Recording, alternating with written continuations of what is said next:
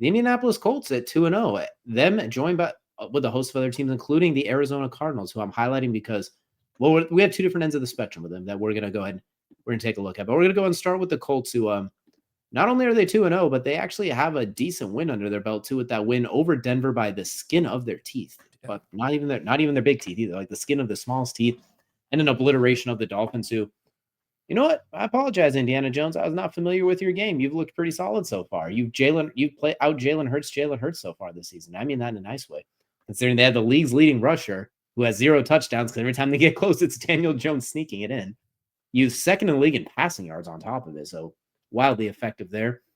And defensively, they've been good. I mean, Bo Nix had some moments, but overall, they might be legit. I'm not quite ready to say it yet because we'll see, but they might be legit. They've looked very good so far.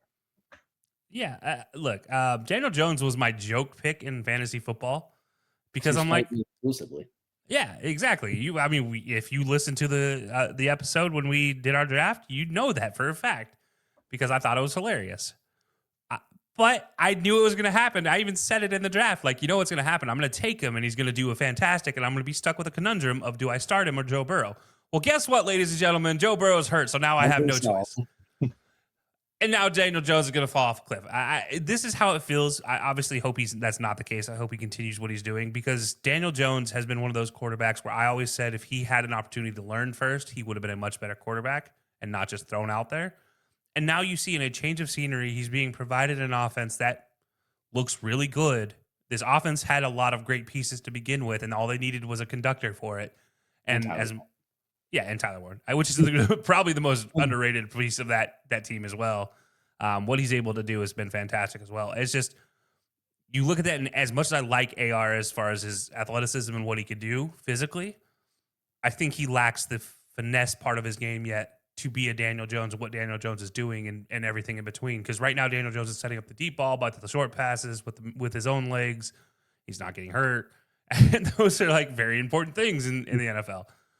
So yeah, it looks good. And as you mentioned, like having Jonathan Taylor look as good as he is right now, just not scoring touchdowns it's inevitable. He'll be in the end zone here shortly. It's just getting more touchdowns is the problem for Jonathan Taylor, which is a good problem to have when your team is doing as well as they are. So I don't know. I'm excited for what the Colts can be. It is surprising though, in the weirdest way, because I was joking about it all offseason that, you know what, this is what's going to happen. And lo and behold, here we are, that this is happening. Because it was 100% a joke. I will not take credit that I said Daniel Jones was going to be great. I never thought that was actually truly the case. Your predictions show that during our prediction episode too. So there's no. I would say this means one of three things, if not all three. Either Daniel Jones was just really in a bad spot. New York wasn't for him. Maybe he hates the lights. He needs somewhere quieter. B, the Colts have been such a well-oiled machine, but 60-year-old Joe Flacco and AR are that wildly inept that they made this look like everything was a struggle where you could plug in a Daniel Jones, and they have not punted through 8 quarters of the NFL season yet with no turnovers. They've had turnover on downs, but no actual turnovers, if I'm not mistaken. So they've either scored or failed on 4th down every single time they have received the ball, which is insanity. They scored on their first 10 consecutive drives of the season, which is just bonkers.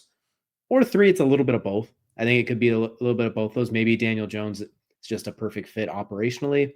Maybe he is just Jalen Hurts, but a little more vanilla, and that's exactly what they need with Shane Steichen and his experience with the Eagles. But they're interesting. They got some good games coming up against the Rams, the Raiders, Chargers, a few of those ones where I think we'll really get a gauge. They do play the Chiefs, the one team that Patrick Mahomes has never beat in the regular season. That's going to be very interesting as well. But the other team we're looking at here is the Arizona Cardinals. And the reason I wanted to highlight them being 2-0 as opposed to some of the other ones really quickly is they're 2-0 in almost the exact opposite way, in that they've had how do I want to describe it? A Texas-like start to the season, as far as just take away Ohio State, where a New Orleans Saints team that's widely favored to have the number 1 overall pick, and the Panthers, who are wildly favored to have the number 2 overall pick at this point.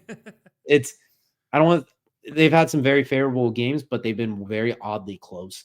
Like that, they were beating the brakes off the Panthers, and then suddenly they had a moment and made it close. The Saints, they just never pulled away from. And now they got the injured, but still undefeated 49ers for potentially the lead of the NFC West going in week 3. But how legit do we think the Cardinals are? Because I still think they're good. I had them as a wild card team. I don't know if I'm going to give them the West, though. I think they have benefited from the cupcakes. They still refuse to give Marvin Harrison Jr. the ball in back-to-back games. They'll do it one game and skip him the next game, but I don't know what to think about him yet. I really don't. I think they're fine. I still think they're in the playoff, like the wild card contender. Yeah, they're an interesting team to me where I'm like, I don't know if I'm sold on the Cardinals. I do like some of what they're doing. I like getting Trey McBride involved. I like seeing Trey Benson get involved as well, but I also love the fact they're balancing it with James Conner, who I've always talked about is one of those guys who's going to give you 5 solid games, and then he's going to be great in spurts. And right now they're like, well, we'll take those 5 games and just break them up for 15. Like that seems to be what they're doing, which looks like it's working well. Trey McBride obviously is working well. Marvin Harrison Jr., I need to see him and Kyler on the same page. But I will say the most interesting part about this Cardinals team is their defensive line. Calais has 2 sacks, and Josh Sweat has a sack, and Baron Browning has a sack and an interception, which is the crazy part for Baron Browning.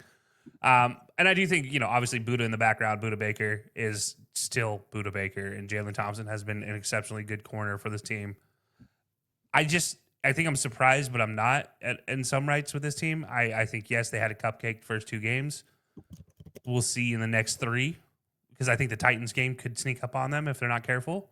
Because then we're going to find out for sure in the Colts game. But I think before that, we're going to get tested by the in-division rivals as we always see with the NFC West.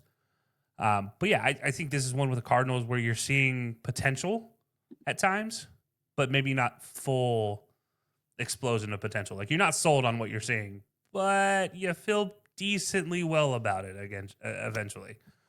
So yeah, I don't know. It's not the worst thing I've seen though, for sure. Also, Will Johnson, by the way, fantastic corner. Absolutely, still awesome. Steal of a pick. What's interesting is you mentioned that defensive line. We haven't even seen Walter Nolan on that defensive line yet because he's been with that calf injury, and we'll see him until after week 5. But once he gets into that, could really shake things up as well. So they're a very interesting team. I'm really curious how they go. You mentioned the division games, that Colts game. There's some interesting stuff going forward. So I think they're going to be fun to look out for. But